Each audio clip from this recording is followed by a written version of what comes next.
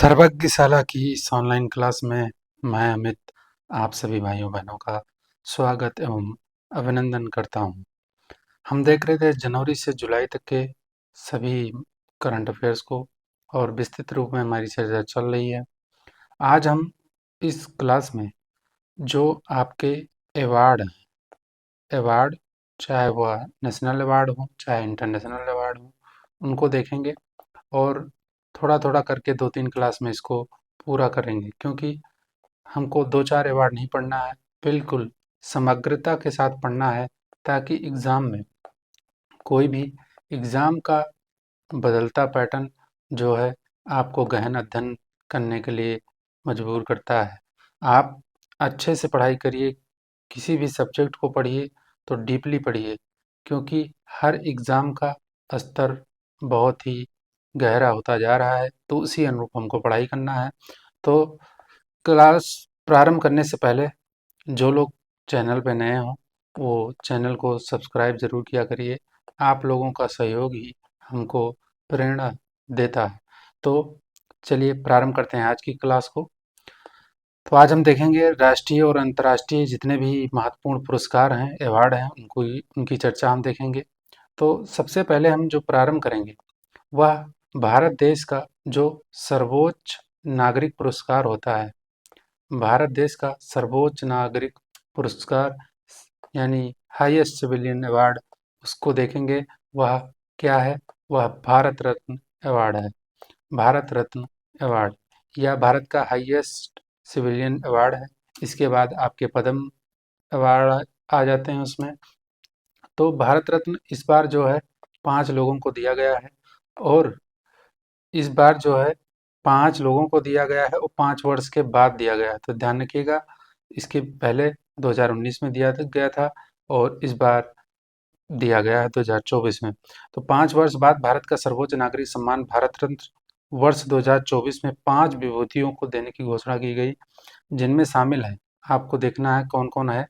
तो इसमें जननायक श्री कर्पूरी ठाकुर हैं पहले, फिर हैं लाल कृष्ण अडवाणी, फिर हैं चौधरी चरण सिंह, फिर हैं पीवी नरसिम्हा राव, फिर हैं कृषि वैज्ञानिक एम.एस. स्वामीनाथन।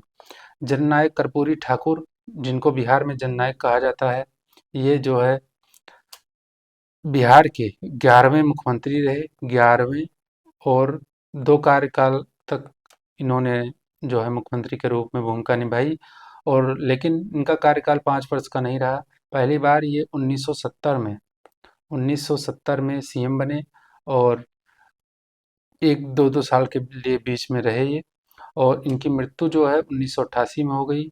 जन्म इनका जो हुआ था वह हुआ था 1924 में। 1924 में इनका जन्म हुआ, 1988 में इनकी मृत्यु हुई, और 2 बार ये मुख्यमंत्री बने। कार्यकाल हालांकि 5 वर्ष का पूरा नहीं रहा, और ये 11वें मुख्यमंत्री थे बिहार के। कर्पूरी ठाकुर, इनको बिहार में जननायक कहा जाता है। उसके बाद आपके जो ये लाल कृष्ण आडवाणी हैं, महान बीजेपी नेता हैं, और इनका जन्म जो हुआ 1927 में हुआ, और 2002 से लेके 2004 तक, 2002 से 2004 तक ये भारत देश के उप प्रधानमंत्री रहे, यानी डिप्टी पीएम रहे। उप प्रधानमंत्री की इन्होंने भूमिका निभाई। जब अटल जी प्रधानमंत्री थे तो ये उप प्रधानमंत्री थे, और लंबे समय तक ये विपक्ष के नेता भी रहे, और उसके बाद में बीजेपी पार्टी के राष्ट्रीय अध्यक्ष भी रहे, और 2015 में इनको पद्म विभूषण मिला था। 2015 में इनको पद्म विभूषण मिला, और 1998 से 2004 तक भारत देश के गृह मंत्री भी रहे। 1998 से 2004 तक भारत के ये गृह मंत्री भी रहे। तो ये सारी बातें आपको ध्यान रखनी है। उसके बाद ये चौधरी चरण सिंह हैं, ये भी जो है भारत के 5वें पीएम बने। 5वें PM, 5th PM of India, 5वें पीएम थे। कब से कब तक? 1979 से लेके 80 तक 1 साल के लिए ही रहे, और उनकी मृत्यु जो हो गई 1987 में हुई। 1987 में, जबकि जन्म जो हुआ था इनका वह हुआ था 1902 में। तो 1902 में जन्म और 1987 में मृत्यु चौधरी चरण सिंह की हो गई। उसके बाद पीवी नरसिम्हा राव, ये 1923 में इनका जन्म हुआ था और इनकी मृत्यु 2004 में हुई। भारत के 9वें पीएम रहे। भारत के 9वें पीएम बने ये और इन्होंने 5 वर्ष का कार्यकाल निभाया। जानते होंगे 1991 से 1996 तक रहे। कई क्रांतिकारी जो बदलाव इनके कार्यकाल में हुए। सबसे बड़ा जो हुआ था एलपीजी रिफॉर्म।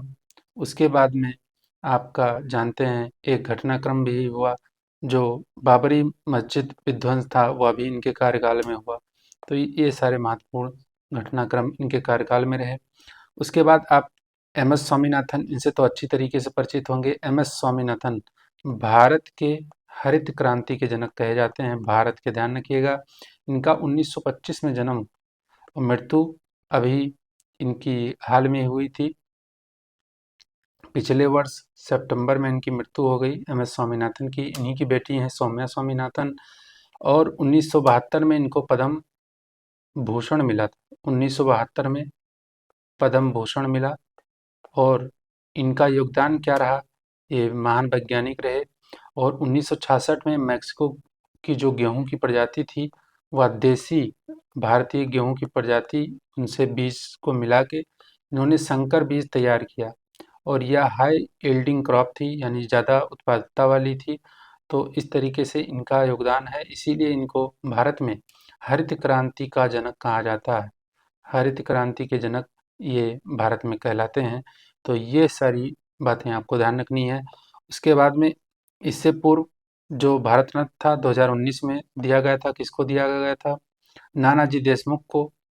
भूपेन हजारिका, आप असम के हैं, जानते होंगे, भूपेन हजारिका सेतु भी है। और पूर्व राष्ट्रपति प्रणब मुखर्जी को यह दिया गया था। तो पिछली बार 3 लोगों को दिया गया था 2019 में, इस बार 5 लोगों को दिया गया है, ध्यान रखिएगा। वर्ष 2024 में दिए गए भारत रत्न पुरस्कार का क्रम, यह बहुत महत्वपूर्ण है, आपको क्रम जरूर ध्यान रखना है। एग्जाम में क्वेश्चन आएगा तो सीधे क्रम से पूछ लिया जाएगा और क्रम आप बहुत इंपॉर्टेंट है, क्रम आपको ध्यान रखना है। तो 49th नंबर का है कर्पूरी ठाकुर का, फिर 50वां नंबर है लाल कृष्ण आडवाणी का, फिर 51वां नंबर है चौधरी चरण सिंह का, और फिर है पीवी नरसिम्हा राव, और फिर है एम एस स्वामीनाथन। और एक बात इसमें ध्यान रखनी है, कितने लोगों को मरणोपरांत दिया गया है? 3 ये हैं और कर्पूरी ठाकुर, इनकी भी मृत्यु हो गई है। 4 ये भी हैं, आप ध्यान रखिएगा, इनकी भी मृत्यु हो चुकी है, तो ये भी मरणोपरांत हैं। और बचे सिर्फ लाल कृष्ण आडवाणी जी, तो ये वर्तमान में जो है इन्हीं जो है जीवित व्यक्ति हैं जिनको यह मिला है। बाकी 4 मरणोपरांत हैं, ध्यान रखिएगा। एक लाल कृष्ण आडवाणी जी को छोड़ के 4 को मरणोपरांत दिया गया है। अब फिर अगला जो हमारा भारत देश का सिविलियन अवार्ड है हाईएस्ट, फर्स्ट तो आता है भारत रत्न, उसके बाद आता है पद्म विभूषण, फिर आता है पद्म भूषण, फिर आता है पद्मश्री। तो हाईएस्ट सिविलियन अवार्ड है भारत रत्न, उसके बाद में है आपका पद्म विभूषण, पद्म विभूषण, फिर है पद्म भूषण, फिर है पद्मश्री। तो इस तरह से इसका क्रम है, ध्यान रखिएगा। तो पद्म पुरस्कार अब देखेंगे तो कला, सामाजिक कार्य, जनहित के मामलों, विज्ञान एवं इंजीनियरिंग, व्यापार एवं उद्योग, चिकित्सा, साहित्य तथा शिक्षा, खेलकूद तथा नागरिक सेवाओं के क्षेत्रों में विशिष्ट उपलब्धियों के लिए कुल संख्या आपको ध्यान रखनी है। कुल संख्या आपको जरूर ध्यान रखनी है, कितने लोगों को दिया गया है। तो कुल मिला के पद्म भूषण, पद्म विभूषण और पद्मश्री मिला के 132 लोगों को दिया गया है। उसके बाद में जो है अलग अलग भी ध्यान रखना है आपको, किसको क्या मिला है, मतलब कितने कितने लोगों को किस कैटेगरी में मिला है।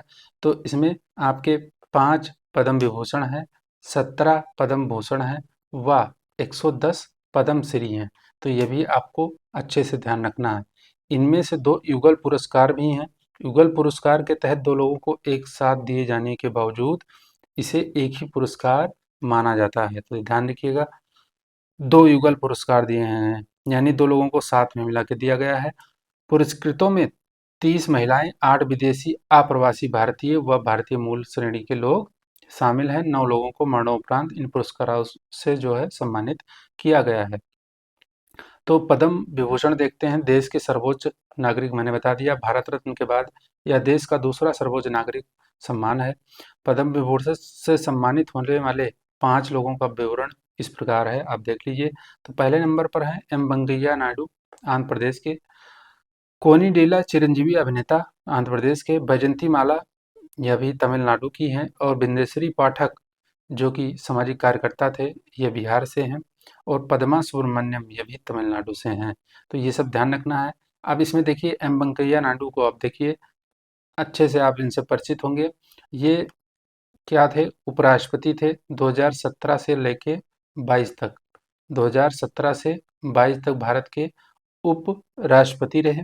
और 2002 से 2004 तक, 2002 से 4 तक ये बीजेपी के राष्ट्रीय अध्यक्ष रहे, बीजेपी के राष्ट्रीय अध्यक्ष। और 2017 से 22 तक भारत के 13वें उपराष्ट्रपति थे। नंबर भी ध्यान रखिएगा, 13वें उपराष्ट्रपति थे। और 17 से 22 तक कार्यकाल इनका रहा। वर्तमान में आप जानते होंगे जगदीप धनखड़ जी हैं। तो इस तरीके से आपको ध्यान रखना है। ये कोनिडेला चिरंजीवी, ये आंध्र प्रदेश के हैं। और ये तेलुगु हिंदी अभिनेता हैं चिरंजीवी, अच्छी तरीके से आप जानते होंगे, तेलुगु और हिंदी फिल्म के अभिनेता। और इनका वास्तविक नाम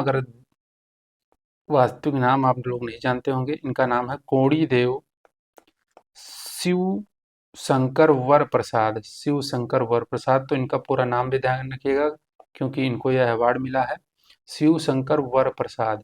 तो इनका नाम जरूर ध्यान रखिएगा, पूरा नाम। चिरंजीवी बोलते हैं इनको, अभिनेता हैं। उसके बाद ये बैजंती माला जो हैं, यह तमिलनाडु की हैं। और ये अभिनेत्री रही और भरतनाट्यम नृत्यांगना है। और यह सांसद भी रह चुकी हैं, ध्यान रखिएगा, सांसद भी रह चुकी हैं। और भरतनाट्यम नृत्य करती थी, तो यह भी इम्पोर्टेंट है। उसके बाद में ये बिंदेश्वरी पाठक महान सामाजिक कार्यकर्ता हैं, क्योंकि जो आप देखते होंगे सुलभ शौचालय इन्हीं की संस्था द्वारा बनाए जाते हैं, जो स्वच्छता और उसको ध्यान में रखते हुए बनाए जाते हैं। इन्होंने 1970 में सुलभ इंटरनेशनल की स्थापना की थी। 1970 में सुलभ इंटरनेशनल की स्थापना की। तो ये जाने माने समाज कार्यकर्ता हैं। पिछले वर्ष इनकी जो है 15 अगस्त के दिन, सोचिए आप, स्वतंत्रता दिवस के दिन इनकी मृत्यु हुई थी, पिछले वर्ष 2023 में। तो यह भी ध्यान रखिएगा। फिर है आपका पद्मा सुब्रमण्यम। पद्मा सुब्रमण्यम, ये भी जो है भरतनाट्यम नर्तक हैं, इंडोलॉजिस्ट भी रही, गायिका हैं। और तमाम ऐसे जो है कार्य शिक्षिका भी हैं। तो 2003 में इन्हें पद्म भूषण भी मिल चुका है। 2003 में क्या मिला है इनको? पद्म भूषण। पद्म भूषण इनको मिल चुका है पहले, तो ध्यान रखिएगा। अब उसके बाद बढ़ते हैं आगे। अब देखते हैं पद्म भूषण। तो तीसरे सर्वोच्च नागरिक सम्मान पद्म भूषण पुरस्कार से इस वर्ष 17 लोगों को सम्मानित किया गया है। अब आप क्या, पहली बात, टोटल कितने लोग हैं? 132। तो क्या आप कुल नाम याद रख पाएंगे? अगर रख सकते हैं तो रखिएगा, अदरवाइज सबसे प्रायोरिटी में रखिएगा। सबसे पहले पद्म विभूषण को ध्यान रखिएगा और बहुत अच्छे से ध्यान रखिएगा। इनका सारा नाम आपको रटा होना चाहिए। तो पद्म विभूषण ध्यान रखिएगा। उसके बाद पद्म भूषण में कुछ ऐसे जो फेमस हैं, उनका आप ध्यान रख सकते हैं, क्योंकि इनको एक साथ पूरा कोई याद नहीं कर सकता। तो इस तरीके से क्वेश्चन ना बनने का जो है चांस है। हाँ, ये आपको पूछा जा सकता है कितने लोगों को मरणोपरांत टोटल मिला है। अब इसमें जो पद्म भूषण है, पहला आप देखिए फातिमा बीबी, सार्वजनिक मामलों के लिए इनको दिया गया है, ये केरल की हैं, मरणोपरांत इनको यह दिया गया है। फातिमा बीवी से जुड़ा एक फैक्ट बहुत महत्वपूर्ण है, जो हर बार, मतलब कई बार प्रश्नों में पूछा गया है। ये सुप्रीम कोर्ट में नियुक्त होने वाली पहली महिला न्यायाधीश हैं। सुप्रीम कोर्ट में नियुक्त होने वाली पहली महिला न्यायाधीश हैं फातिमा बीवी। और ये तमिलनाडु की राज्यपाल भी रह चुकी हैं, राज्यपाल। तो यह भी है, आपको ध्यान रखना है, तमिलनाडु की। फिर है उसके बाद, ये बहुत ही सिंपल नाम है अगला, हॉर्मुसजी एन कामा, ये साहित्य से इनको मिला है और ये महाराष्ट्र के हैं। फिर हैं अभिनेता मिथुन चक्रवर्ती। अच्छी तरीके से परिचित होंगे आप। फिर हैं सीताराम जिंदल, व्यापार और उद्योग के अंतर्गत हैं, ये कर्नाटक से मिला है। ये बहुत महत्वपूर्ण है, मोस्ट इम्पॉर्टेंट है, इसको ध्यान रखिएगा। श्री यंग लियू, व्यापार और उद्योग, और ये ताइवान के हैं, मोस्ट इम्पॉर्टेंट है। और पद्म भूषण पाने वाले पहले विदेशी भी हैं, ध्यान रखिएगा, पहले विदेशी बन गए हैं पद्म भूषण पाने वाले। और यंग लियू जो हैं फॉक्सकॉन कंपनी के चेयरमैन हैं, फॉक्सकॉन कंपनी के, ध्यान रखिएगा। यंग लियू को जरूर ध्यान रखिएगा, ये मोस्ट इम्पॉर्टेंट होंगे। यंग लियू, देश पूछा जा सकता है, कंपनी पूछी जा सकती है, और नाम तो पूछा है ही, है बढ़िया नाम है यंग लियू, बिल्कुल यंग है लियू। उसके बाद हैं श्री अश्विन बालचंद मेहता, दवा महाराष्ट्र से हैं। सत्यव्रत मुखर्जी हैं, मरणोपरांत दिया गया, बंगाल के हैं। उसके बाद सार्वजनिक मामलों से जुड़े हुए हैं श्री राम नाइक, ये सार्वजनिक मामलों के थे, और ये यूपी के, आप ध्यान रखें, जानते होंगे, यूपी के राज्यपाल भी रहे हैं, बहुत दिन तक राज्यपाल भी रहे हैं, तो ध्यान रखिएगा राम नाइक। उसके बाद तेजस मधुसूदन पटेल, दवा गुजरात। फिर हैं श्री ओलोनचेरी राजगोपाल। फिर हैं दत्तात्रेय अंबादास मयालू उर्फ राजत। फिर हैं श्री लोकदान निरपोछे, ये लद्दाख के हैं, इनको भी पूछा जा सकता है, ये भी इम्पोर्टेंट करिएगा आप, लद्दाख से हैं और अध्यात्मवाद से जुड़े हुए हैं। फिर हैं प्यारेलाल शर्मा, कला के हैं। और फिर हैं चंदेश्वर प्रसाद ठाकुर, चिकित्सा, बिहार के हैं। फिर हैं सुश्री उषा उत्थुप, कला क्षेत्र से इनको मिला है, बंगाल की हैं। फिर हैं श्री विजय कांत, मरणोपरांत, तमिलनाडु से, कला क्षेत्र में। फिर हैं कुंदन व्यास, साहित्य एवं शिक्षा पत्रकारिता से, महाराष्ट्र के हैं, ध्यान रखिए। अब जो पद्मश्री मिला है कुल 110 लोगों को, 17 हो गए आपके पद्म भूषण, 5 हो गए पद्म विभूषण, और 110 हैं पद्मश्री। पद्मश्री को मैं नहीं बताऊंगा, ध्यान रखिएगा, मैं पद्मश्री को यहाँ नहीं रखा हूँ, कन्फ्यूजन हो जाएगा आप लोगों को। आप लोग सरसरी निगाह से एक बार देख लीजिएगा, और जिनके नाम से आप परिचित हैं उनको ध्यान रख लीजिएगा। बाकी इसमें आपको सिर्फ टोटल संख्या ध्यान रखनी है बस। बाकी किसी पर्सनल जो फेमस व्यक्ति हो, जैसे एक बहुत महत्वपूर्ण है, मैं उसको बता देता हूँ।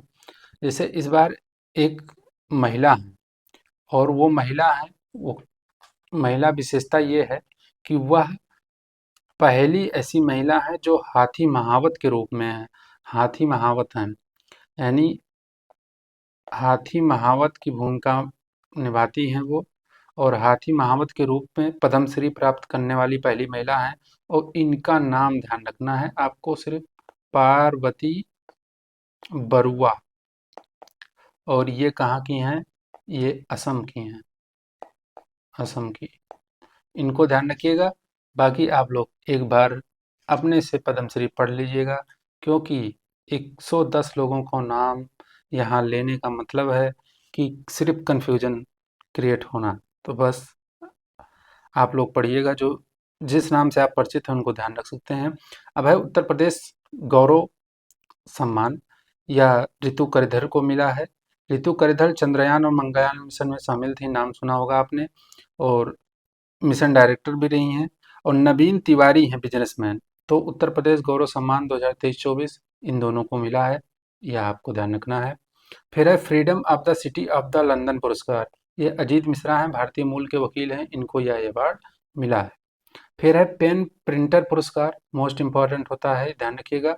तो इस बार किसको मिला है, बुकर प्राइज विजेता जो थी लेखिका अरुणधति राय को उनके साहित्यिक यात्रा के लिए महत्वपूर्ण मान्यता के रूप में 2024 के प्रतिष्ठित पेन प्रिंटर पुरस्कार को देने की घोषणा जून में की गई। यह पुरस्कार उन्हें अक्टूबर लंदन में दिया जाएगा, अभी मिला नहीं है, घोषणा हो चुकी है।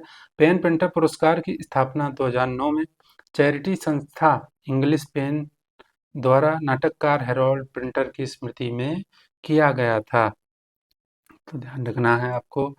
उसके बाद है आपका अंतर्राष्ट्रीय बुकर प्राइज, अंतर्राष्ट्रीय बुकर प्राइज, यह मोस्ट इम्पोर्टेंट होता है, आपको ध्यान रखना है। तो यह इस बार मिला है जो, वह जर्मन लेखिका हैं जेनी एर्पनबैक, इनके द्वारा लिखित पुस्तक माइकल हॉफमैन द्वारा अनुवादित उपन्यास, कैरोस नाम है। पुस्तक की क्लास में मैंने कैरोस पुस्तक को पढ़ाया था। उसमें बताया था कि जेनी एर्पनबर्ग ने यह पुस्तक लिखी है और इसका अनुवाद किया है माइकल हॉफमैन ने। और यह जर्मन की यानी जर्मनी की पहली महिला है, पहली ऐसी महिला हैं जिनको यह बुकर प्राइज, अंतर्राष्ट्रीय बुकर प्राइज मिला है। तो यह भी ध्यान रखिएगा।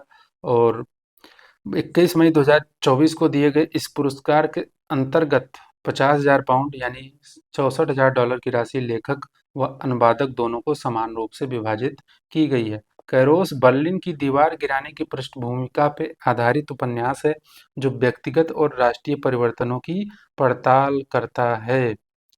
फिर है आपका अंतर्राष्ट्रीय बुकर पुरस्कार की शुरुआत जो है 2005 में मैन बुकर, आप जानते होंगे मैन बुकर के नाम से हुई थी। तो 2005 में हुई।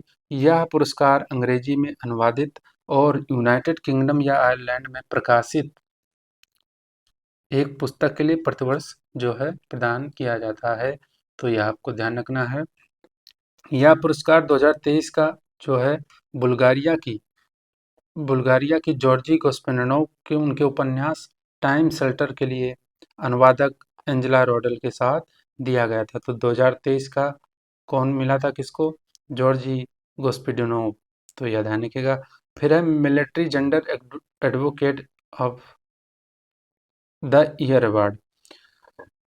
यह अवार्ड भी बहुत महत्वपूर्ण है क्योंकि इसको भारत की एक महिला को मिला है। कांगो में चुनौतीपूर्ण माहौल में भारतीय रैपिड डिप्लॉयमेंट बटालियन के एंगेजमेंट प्लाटून कमांडर के रूप में कार्य करने के दौरान स्थानीय लोगों को लैंगिक समानता, अपनी सुरक्षा और मानवीय चिंताओं को व्यक्त करने हेतु नेटवर्क स्थापित करने में मदद के लिए संयुक्त राष्ट्र संघ का वर्ष 2023 का military gender advocate of the year पुरस्कार भारतीय सेना की मेजर राधिका सेन, बस यह नाम आपको ध्यान रखना है, राधिका सेन को संयुक्त राष्ट्र महासचिव एंटोनियो गुटेरेस ने 30 मई को यह पुरस्कार दिया।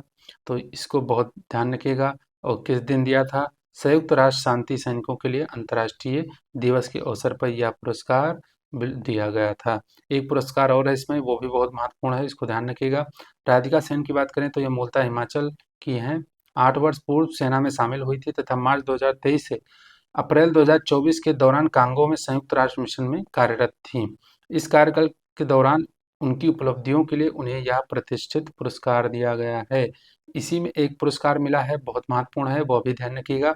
राधिका सेन के अलावा संयुक्त राष्ट्र शांति मिशन में कार्य करते हुए अपने प्राण गंवाने वाले आर्मी मेडिकल कोर के भारतीय शांति सैनिक धनंजय कुमार सिंह का नाम ध्यान रखना है। इनको अन्य शहीदों के साथ डैग हैमरजोल्ड पदक, डैग हैमरजोल्ड मेडल से सम्मानित किया गया है। मोस्ट इम्पॉर्टेंट होगा इसको नाम ध्यान रखना है धनंजय कुमार सिंह, प्लस इस अवार्ड का नाम ध्यान रखना है, पदक जो है दिया गया है, ये भी आपको ध्यान रखना है, बहुत ही इम्पोर्टेंट है। उसके बाद है one world media press freedom award. Somalia की यह महिला समाचार टीम बिलन को उनकी साहसिक रिपोर्टिंग के लिए 2024 के one world media press freedom award से सम्मानित किया गया है। बिलन सोमालिया की एकमात्र महिला समाचार टीम है, ध्यान रखिएगा। 2025 में यूएनडीपी द्वारा स्थापित यूरोपीय संघ द्वारा वित्त पोषित बिलन ने सोमालिया में भेदभाव, हिंसा और सामाजिक मुद्दों पर प्रमुख कहानियां प्रकाशित की हैं, इसलिए इनको यह अवार्ड दिया गया है, ध्यान रखिएगा। उसके बाद है सरस्वती सम्मान। सरस्वती सम्मान बहुत ही महत्वपूर्ण होता है और पुस्तकों का जो उसमें मैंने क्लास ली थी उसमें मैं ऑलरेडी इसको बता चुका हूँ, फिर भी यहाँ भी हम देख लेते हैं। तो सरस्वती सम्मान जो मिला 2023 का, और यह नंबर ध्यान रखना है, 33वां सरस्वती सम्मान था। मलयालम व अंग्रेजी भाषा के केरल के प्रसिद्ध साहित्यकार प्रभा वर्मा को उनकी कृति रौद्र सात्विकम के लिए मिला है और यह मलयालम भाषा में है, ध्यान रखिएगा, मलयालम भाषा उसमें है यह पुस्तक और इसको मिला है। और यह पुरस्कार के बिरला फाउंडेशन द्वारा संविधान की 8वीं अनुसूची में शामिल किसी भाषा में पिछले 10 वर्षों में प्रकाशित किसी उत्कृष्ट कृति को यह सम्मान दिया जाता है। तो संविधान की 8वीं अनुसूची में कितनी भाषा शामिल हैं? 22 भाषाएं शामिल हैं। उन्हीं भाषाओं में जो है पुस्तक लिखी गई हैं उन्हीं को यह दिया जाता है। और इस सम्मान के अंतर्गत 15 लाख रुपए की राशि, प्रशस्ति पत्र और सरस्वती जी की प्रतिमा प्रदान की जाती है। तो यह ध्यान रखिएगा। फिर अगला है चमेली देवी जैन पुरस्कार। यह भी महत्वपूर्ण है, यह भी पूछा जाता है। चमेली देवी जैन पुरस्कार तो पत्रकारिता के क्षेत्र में यह मिलता है। पहली बात यह ध्यान रखिएगा किस क्षेत्र में है, तो पत्रकारिता क्षेत्र में मीडिया फाउंडेशन का वर्ष 2024 का चमेली देवी जैन पुरस्कार तमिलनाडु की स्वतंत्र पत्रकार ग्रीष्मा कुठार, जिसने मई 2023 की मणिपुर हिंसा का गहन एवं विस्तृत कवरेज किया था, तथा इंडियन एक्सप्रेस से संबद्ध पत्रकार रितिका चोपड़ा को संयुक्त रूप से मार्च 2024 में नई दिल्ली में समारोह में यह प्रदान किया गया है। तो 2 लोग हैं, इनका नाम ध्यान रखना है, रितिका चोपड़ा और ग्रीष्मा कुठार। इन दोनों को संयुक्त रूप से यह अवार्ड दिया गया है। स्वतंत्रता आंदोलन के दौरान जेल जाने वाली पहली जैन महिला चमेली देवी जैन की स्मृति में इस पुरस्कार की स्थापना मीडिया फाउंडेशन द्वारा 1980 में की गई थी। तो यह भी ध्यान रखना है कि इस पुरस्कार की स्थापना कब की गई थी, यह भी इम्पोर्टेंट है। फिर बढ़ते हैं आगे। आर्यभट्ट पुरस्कार, यह भी जब हम बुक पढ़ा रहे थे तभी मैंने बताया था। तो इसको अनंत टेक्नोलॉजी के संस्थापक एवं अध्यक्ष जो है पाबुलरी सुब्बाराव को एरोनॉटिक्स सोसाइटी ऑफ इंडिया द्वारा स्थापित आर्यभट्ट पुरस्कार से सम्मानित किया गया है। तो नाम ध्यान रखिएगा, पाबुलरी सुब्बाराव को यह पुरस्कार किसके द्वारा, एरोनॉटिकल सोसाइटी ऑफ इंडिया के द्वारा आर्यभट्ट पुरस्कार दिया गया है। उन्हें एएसआई की प्रतिष्ठित फेलोस उपाधि भी प्रदान की गई है। सुब्बाराव को भारत में अंतरिक्ष विज्ञान को बढ़ावा देने के लिए उनके योगदान के लिए यह पुरस्कार मिला है। यह शायद ब्रह्मोस, मुझे थोड़ा थोड़ा याद आ रहा है, ये ब्रह्मोस एरोस्पेस के उपाध्यक्ष थे शायद, हैं या थे, ध्यान नहीं आ रहा है मुझे क्लियर, लेकिन ब्रह्मोस एरोस्पेस से भी ये जुड़े हैं, ये ध्यान रखिएगा, ब्रह्मोस एरोस्पेस से। फिर आगे है सुभाष चंद्र बोस आपदा प्रबंधन पुरस्कार। यह भी मोस्ट इम्पॉर्टेंट है, मोस्ट इम्पॉर्टेंट, ध्यान रखिएगा। तो इस बार इसे जो मिला है वह उत्तर प्रदेश से जुड़ा है, तो इसको ध्यान रखना है। वर्ष 2024 के लिए संस्थागत श्रेणी में 60 पैराशूट फील्ड हॉस्पिटल, इसे बोलते हैं 60 पैराशूट फील्ड हॉस्पिटल, जो कि उत्तर प्रदेश को आपदा प्रबंधन में उत्कृष्ट कार्य के लिए सुभाष चंद्र बोस आपदा प्रबंधन पुरस्कार 2024 से सम्मानित किया गया है। भारत सरकार आपदा के क्षेत्र में भारत में व्यक्तियों और संगठनों द्वारा प्रदान किए गए अमूल्य योगदान और निस्वार्थ सेवा के लिए सम्मानित करता है, और इस पुरस्कार की घोषणा हर साल 23 जनवरी को नेताजी सुभाष चंद्र बोस की जयंती पर की जाती है। नया पुरस्कार है, 2-3 साल पहले शुरू किया गया था, और नेताजी सुभाष चंद्र बोस की जो जन्म जयंती है 23 जनवरी को, उस दिन हम मनाते हैं पराक्रम दिवस। पराक्रम दिवस, तो पराक्रम दिवस के दिन इसकी घोषणा की जाती है।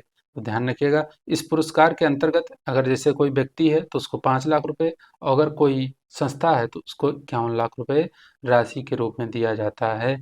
तो यह ध्यान रखिएगा। करंट अफेयर की क्लास में मैंने बताया था, एक ऐसे ही है आपका भीषम। भीषम यह रक्षा मंत्रालय के अधीन एक जो है पोर्टेबल हॉस्पिटल है। इसका जो फुल फॉर्म होता है वह होता है भारत हेल्थ इनिशिएटिव फॉर सहयोग हित मैत्री, जिसका नाम ध्यान रखिएगा। और यह पोर्टेबल हॉस्पिटल है, रक्षा मंत्रालय के द्वारा ये संचालित है। प्रोजेक्ट चलाया जाता है, प्रोजेक्ट भीषम, और इसके तहत क्या होता है, जैसे कोई बहुत ही पहाड़ी क्षेत्र है, कोई पहाड़ी क्षेत्र या ऐसा क्षेत्र जहाँ पे जाना मुश्किल हो, या कहीं इमरजेंसी में, मेनली इसको सैनिकों के लिए डिजाइन किया गया। क्यूब क्यूब तरीके का होता है, क्यूब आकार का, और इसमें क्या मेडिकल डिवाइसेस आदि इसमें होती हैं, और या किसी स्थान पर अगर पहुंचाना है तो पोर्टेबल होता है, उठा के यहाँ पे रख दिया जाता है। जैसे इसका भी जो है इसकी तैनाती अयोध्या में भी की गई थी कुछ क्यूब्स की, और इसमें अगर 200 क्यूब्स लगभग मिला दी जाएँ तो एक बढ़िया हॉस्पिटल तैयार हो जाता है जिसमें सारे इक्विपमेंट होते हैं। तो यह ध्यान रखिएगा। भीषम ऐसे ही है। तो ये जो सिस्टी पैराशूट फील्ड हॉस्पिटल है, ये भारतीय सशस्त्र बलों का एकमात्र हवाई चिकित्सा प्रतिष्ठान है, यह ध्यान रखिएगा। और यह 1942 में इसका स्थापना किया गया था, सिस्टी पैराशूट फील्ड हॉस्पिटल का। तो यह महत्वपूर्ण है और यह भारत का एकमात्र विमान में अस्पताल है, विमान के अंदर अस्पताल है। तो यह कहीं इमरजेंसी के टाइम पे कहीं भी यह जा सकता है, तो ध्यान रखिएगा। उसके बाद है विंग्स इंडिया अवार्ड्स। तो ये क्या होता है? लाइफ टाइम अचीवमेंट पुरस्कार। ये नीचे तक छोड़िए छोड़िए उसको। तो विमानन में प्रतिष्ठित महिलाओं के लिए लाइफ टाइम अचीवमेंट पुरस्कार ब्लू डॉर्ट की पूर्व एमडी तुलसी एन मीरचंदानी को दिया गया है। और एयरपोर्ट ऑफ द ईयर का अवार्ड संयुक्त पुरस्कार मिला है बेंगलोर इंटरनेशनल एयरपोर्ट को और दिल्ली इंटरनेशनल एयरपोर्ट को यह पुरस्कार मिला है, ध्यान रखिएगा। और अगर बात करें एयरलाइन ऑफ द ईयर कौन सी है, तो एयरलाइन ऑफ द ईयर जो है वह विस्तारा टाटा, जो विस्तारा और टाटा की दोनों संयुक्त है, SIA एयरलाइन लिमिटेड, विस्तारा जिसको बोलते हैं, उसको एयरलाइन ऑफ द ईयर का अवार्ड मिला है। एक और अवार्ड ध्यान रख लीजिए, वह है सस्टेनेबल एयरपोर्ट का अवार्ड जो मिला है वह इंदिरा गांधी एयरपोर्ट दिल्ली को मिला है। तो अभी आपको ध्यान रखना है, सस्टेनेबल एयरपोर्ट का अवार्ड वह भी इम्पोर्टेंट हो सकता है। फिर है मिस अमेरिका बनी है 2024 की। तो जो वह है मेडिसन मार्स हैं और ये वायुसेना में अधिकारी हैं। उसके बाद आपका क्रिस्टल अवार्ड है। क्रिस्टल अवार्ड भी महत्वपूर्ण है क्योंकि यह विश्व आर्थिक मंच यानी वर्ल्ड इकोनॉमिक फोरम के द्वारा दिया जाता है। तो यह क्रिस्टल अवार्ड इस बार जो है 3 लोगों को दिया गया है, जिसमें नील रोजर्स हैं, अमेरिका के संगीतकार हैं। उसके बाद मिशेल यो ऑस्कर विजेता अभिनेत्री हैं। पिछले नहीं, उसके शायद 1-2 साल पहले इनको ऑस्कर अवार्ड मिला था, तो ध्यान रखिएगा मिशेल यो। उसके बाद हैं डेविडो फ्रांसिस केरे, इनको यह पुरस्कार मिला है और ये प्रिट्जर पुरस्कार विजेता हैं, जो कि वास्तुकला के लिए दिया जाता है। और ये जर्मन के वास्तुकार और जर्मनी के वास्तुकार और शिक्षक हैं। तो ध्यान रखिएगा 3 लोगों को मिला है। मिशेल यो, इनके नाम से आप परिचित होंगे, 1-2 साल पहले इनको ऑस्कर मिला था, शायद पिछले वर्ष ही। और फिर बेटो फ्रांसिस केरे, ये प्रिट्जर पुरस्कार विजेता हैं। और उसके बाद नील रोजर्स हैं, अमेरिका के संगीतकार। तो इनको यह अवार्ड क्रिस्टल अवार्ड 2024 मिला है। फिर है असम वैभव पुरस्कार। असम वैभव पुरस्कार यह भी नया पुरस्कार है, 2-3 साल पहले शुरू किया गया था, असम सरकार द्वारा इसको शुरू किया गया था। और यह इस बार जो मिला है वह पूर्व भारतीय मुख्य न्यायाधीश रंजन गोगोई को दिया गया है। रंजन गोगोई ही अयोध्या मामले से जुड़े मुद्दे पर उस समय यही भारत के CJI थे। तो रंजन गोगोई बहुत ही महत्वपूर्ण और चर्चित भारत के CJI रहे हैं और इनको यह पुरस्कार मिला है। असम वैभव पुरस्कार पिछले वर्ष जो मिला था वह मिला था डॉक्टर तपन सेकिया को। किसको मिला था? यहाँ लिख दे रहा हूँ, डॉक्टर तपन सेकिया। जैसे भारत में सर्वोच्च नागरिक सम्मान होता है, उसी प्रकार यह राज्य का है। तो इसमें भी 3 तरीके का जो है सम्मान दिया जाता है। एक असम वैभव होता है, उसके बाद जो है एक होता है असम सौरव। असम सौरव सेकंड नंबर का होता है। इस बार यह 4 लोगों को दिया गया है। जैसे भारत रत्न, भारत रत्न नहीं, पद्म विभूषण होता है, उसी के समकक्ष आप समझ लीजिए असम वैभव है। और पद्म भूषण के समकक्ष है असम सैरो, असम सौरव, असम वैभव, असम सौरव। और फिर पद्म श्री के समान है असम गौरव। तो इस तरीके से 3 पुरस्कार जो है दिए जाते हैं। यह असम राज्य के सर्वोच्च नागरिक सम्मान हैं। तो असम सौरव जो मिला 4 लोगों को मिला है और इसमें हिमा दास धावक, हिमा दास जिनको ढींग ढींग एक्सप्रेस बोलते हैं, ढींग एक्सप्रेस, उनको भी इसमें मिला है। तो 4 लोग कुल मिला के मिला है। और 17 लोगों को असम गौरव मिला है। तो इस प्रकार यह अवार्ड दिया गया और इसमें जो है 5 लाख रुपए आपको असम वैभव के अंतर्गत मिलते हैं, 5 लाख रुपए। फिर असम सौरव में 4 लाख और फिर असम गौरव में 3 लाख। तो इस तरीके से इसमें अवार्ड दिए जाते हैं। यह असम राज्य का सर्वोच्च नागरिक सम्मान है, असम वैभव पुरस्कार। अब फिर ध्यान रखिए, कुवेम्पू राष्ट्रीय पुरस्कार है। इस बार यह पुरस्कार बंगाली लेखक शीर्षेंदु मुखोपाध्याय को मिला है। ये यह पुरस्कार पाने वाले पहले बंगाली लेखक हैं। कुवेम्पू पुरस्कार जो है 2013 में शुरू किया गया था और इसके तहत 5 लाख रुपए की नगद राशि और सिल्वर मेडल और प्रशस्ति पत्र दिया जाता है। यह पुरस्कार राष्ट्रीय कुवेम्पू ट्रस्ट के द्वारा दिया जाता है। कुवेम्पू जो थे वो महान कन्नड़ कवि जो थे, महान कन्नड़ कवि थे कुवेम्पू, महान कन्नड़ कवि थे, तो ध्यान रखिएगा। फिर है राष्ट्रीय खेल पुरस्कार। राष्ट्रीय खेल पुरस्कार में पहले राष्ट्रीय खेल प्रोत्साहन पुरस्कार है जो पहले दिया गया है, वह युवा खिलाड़ियों को प्रोत्साहन देने के लिए जैन डीम्ड यूनिवर्सिटी बेंगलुरु को मिला है। और फिर कॉरपोरेट सामाजिक उत्तरदायित्व के माध्यम से खेलों को प्रोत्साहन देने के लिए उड़ीसा खनन निगम लिमिटेड को दिया गया है। यानी जो सीएसआर अपना खर्च करते हैं खेलों पे, उसके माध्यम से जो खेल को प्रोत्साहन दिया तो वह दिया उड़ीसा खनन निगम ने और इसको अवार्ड दिया गया राष्ट्रीय खेल प्रोत्साहन पुरस्कार। इस पुरस्कार को देने के लिए एक समिति बनी थी जिसकी अध्यक्ष जो थी वह सुजाता चतुर्वेदी थी। तो यह भी आपको ध्यान रखना है, सुजाता चतुर्वेदी इस खेल के लिए जो है समिति की अध्यक्ष थी। फिर है राष्ट्रीय खेल पुरस्कार। तो यह राष्ट्रपति द्रौपदी मुर्मू ने बैडमिंटन खिलाड़ी सात्विक साईराज रंकीरेड्डी और चिराग शेट्टी को प्रतिष्ठित खेल रत्न पुरस्कार दिया और तेज गेंदबाज मोहम्मद शमी सहित 26 खिलाड़ियों को अर्जुन पुरस्कार प्रदान किया गया है। यानी शमी को जो है अर्जुन पुरस्कार मिला है, अर्जुन पुरस्कार मिला है शमी को। चिराग और सात्विक जो है एशियाई खेलों के लिए स्वर्ण पदक विजेता हैं और विश्व चैंपियनशिप के कांस्य विजेता और राष्ट्रमंडल खेलों के रजत पदक विजेता हैं। वहीं दूसरी ओर शमी वनडे विश्व कप 2023 में भारत के सबसे अधिक विकेट लेने वाले गेंदबाज थे, जहां उन्होंने 24 विकेट लिया था।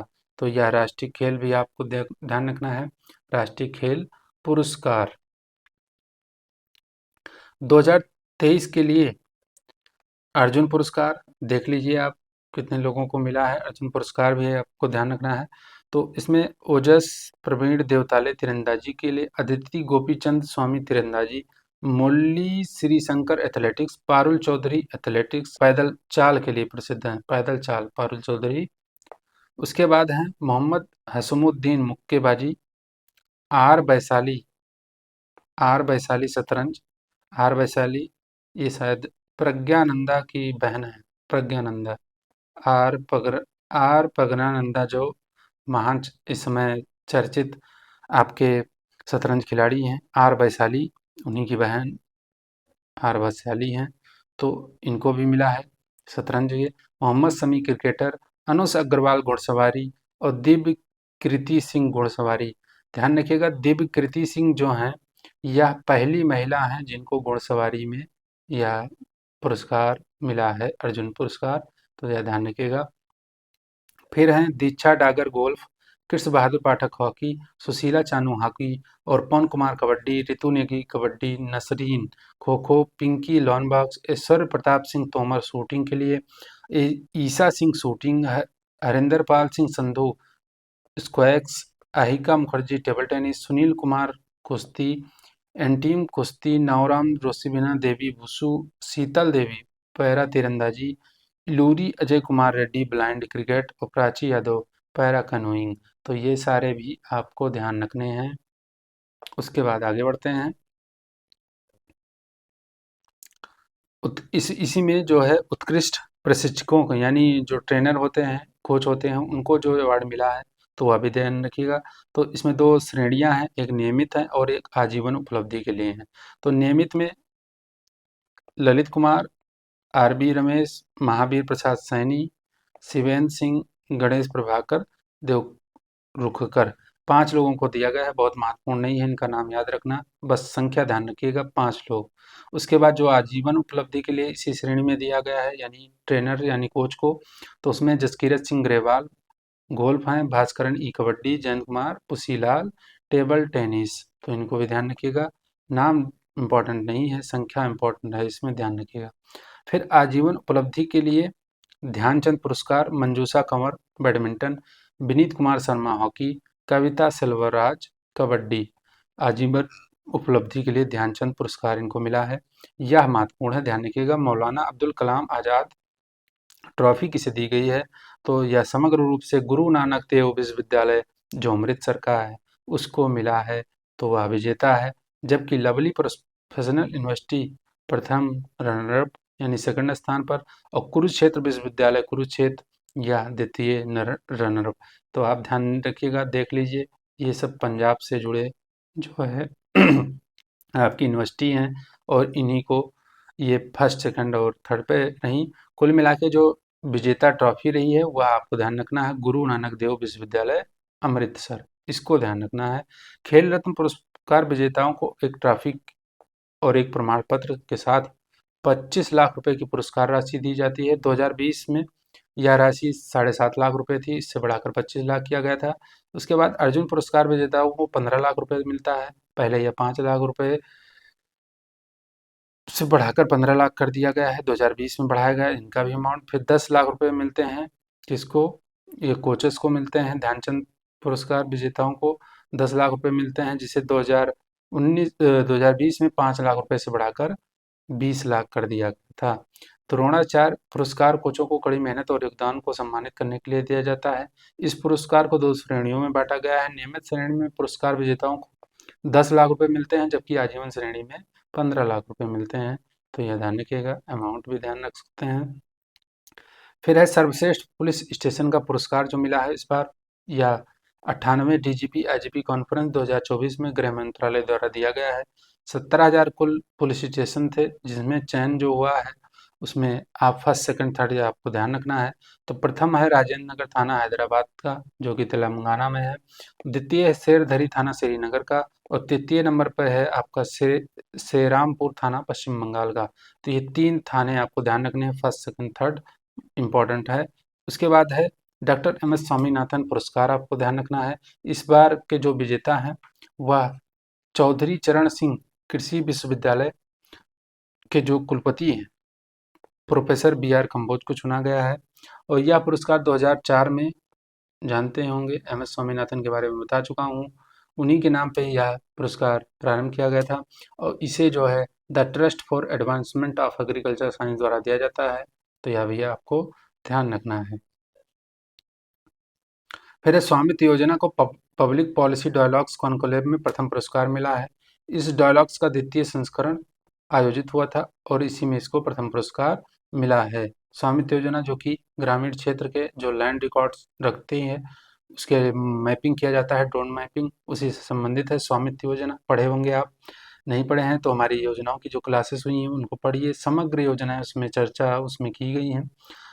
तो इसका आयोजन जो है भारतीय इंस्टीट्यूट ऑफ पब्लिक पॉलिसी तथा इंडियन स्कूल ऑफ बिजनेस द्वारा किया गया था, उसी में यह इनको पुरस्कार मिला है, प्रथम पुरस्कार। फिर है 81वां गोल्डन ग्लोब अवार्ड्स। सर्वश्रेष्ठ फिल्म इसमें रही ओपेनहाइमर। सर्वश्रेष्ठ अभिनेता हैं सिलियन मर्फी, जो कि ओपेनहाइमर के अभिनेता रहे। और उसके बाद सर्वश्रेष्ठ अभिनेत्री हैं लिली ग्लाड स्टोन, इनकी फिल्म थी killers of the flower moon. फिर सर्वश्रेष्ठ निर्देशक जो हैं क्रिस्टोफर नोलन, जो कि ओपेनहाइमर इन्होंने बनाया, ओपेनहाइमर मूवी बहुत प्रतिष्ठित रही। ऑस्कर अवार्ड में भी बहुत सारे अवार्ड जो है इसको मिला है, ऑस्कर अकेडमी अवार्ड अगली क्लासेस में देखेंगे। तो ऑस्कर अकेडमी अवार्ड में भी इसको कई सारे अवार्ड मिले हैं ओपेनहाइमर मूवी को। तो सर्वश्रेष्ठ फिल्म म्यूजिक कॉमेडी में अगर रही तो वह पुअर थिंग्स है, तो यह भी ध्यान रख लीजिएगा। अदरवाइज कोई भी जो आपके फिल्म में अवार्ड होते हैं, चाहे जो हो इंटरनेशनल हो चाहे नेशनल, उसमें आपको 4 तो मेनली बहुत ही महत्वपूर्ण होता है, याद रखना। जैसे best film, best actor, best best actress और साथ में बेस्ट डायरेक्टर, 4 लोगों को तो आपको ध्यान रखना ही रखना है। फिर है 69वां फ़िल्म फेयर अवार्ड। 69वां फ़िल्म फेयर अवार्ड यह 27 से 28 जनवरी 2024 को गांधीनगर, गुजरात में आयोजित किया गया था। बॉलीवुड अभिनेता रणबीर कपूर ने फ़िल्म एनिमल में मुख्य भूमिका के लिए सर्वश्रेष्ठ अभिनेता का पुरस्कार जीता है, जबकि आलिया भट्ट ने जो है रॉकी एंड क्वीन की प्रेम कहानी में मुख्य भूमिका के लिए सर्वश्रेष्ठ अभिनेत्री का पुरस्कार जीता है। तो बेस्ट एक्टर यानी रणबीर कपूर रहे, और किस फिल्म के लिए इनको मिला? एनिमल के लिए। और आलिया भट्ट रही बेस्ट एक्ट्रेस का अवार्ड इनको मिला, और इनकी फिल्म कौन सी रही? रॉकी एंड क्वीन की जो है उसके अभिनय के लिए इनको मिला है। और बेस्ट डायरेक्टर जो थे वह थे विधु विनोद चोपड़ा।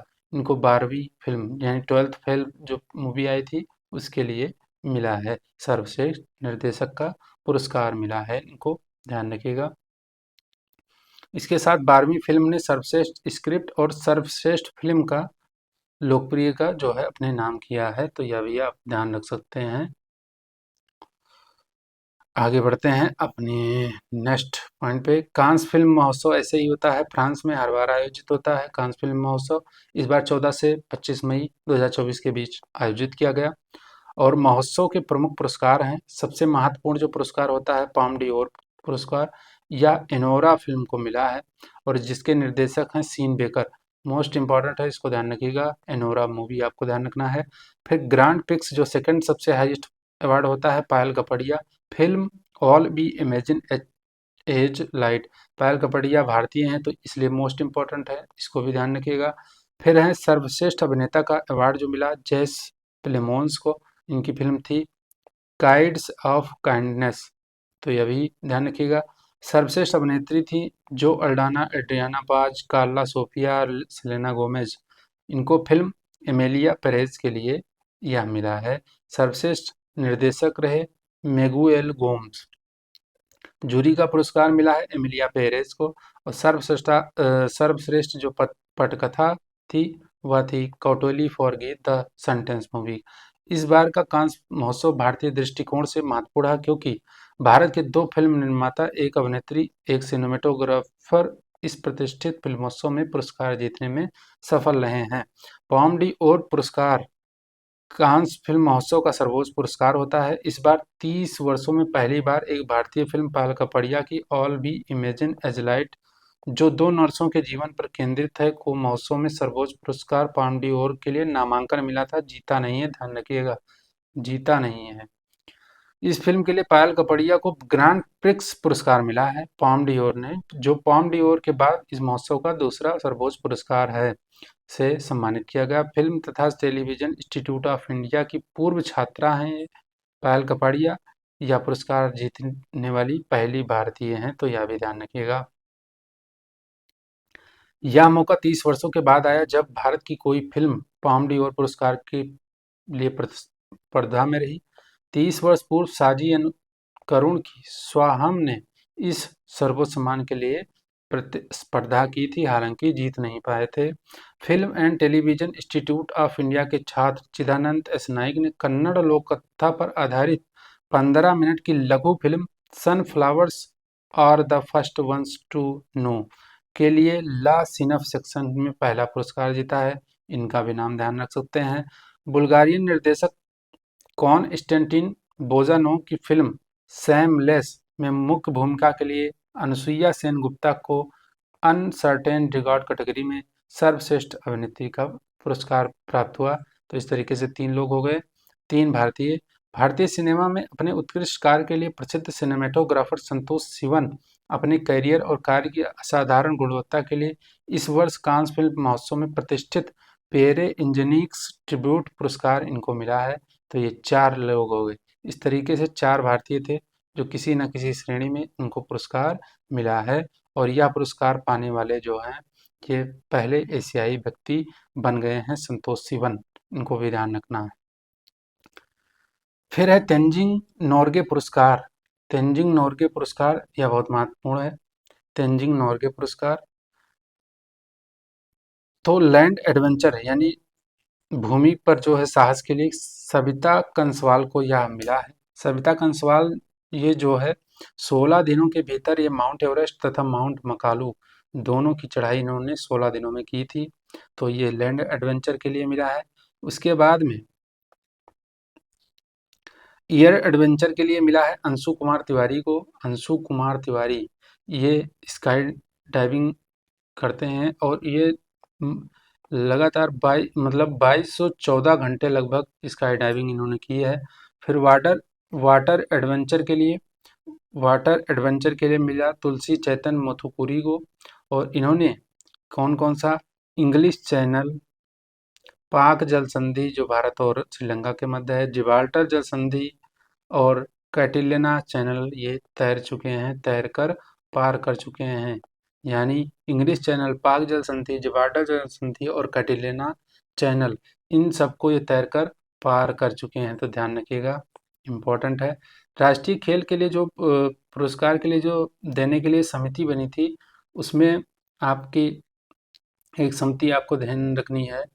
उसमें कौन सी समिति थी? एक तो उनकी सविता, क्या नाम था उनका? सुजाता चतुर्वेदी थी। जो सुजाता चतुर्वेदी समिति बनी थी, मतलब पुरस्कार देने के लिए जो समिति बनी थी उसकी अध्यक्ष सुजाता चतुर्वेदी थी और ये खेल प्रोत्साहन पुरस्कार वाले श्रेणी में थी। जबकि राष्ट्रीय खेलों के लिए पुरस्कार देने के लिए जो कमेटी बनी थी उसके अध्यक्ष थे ए एम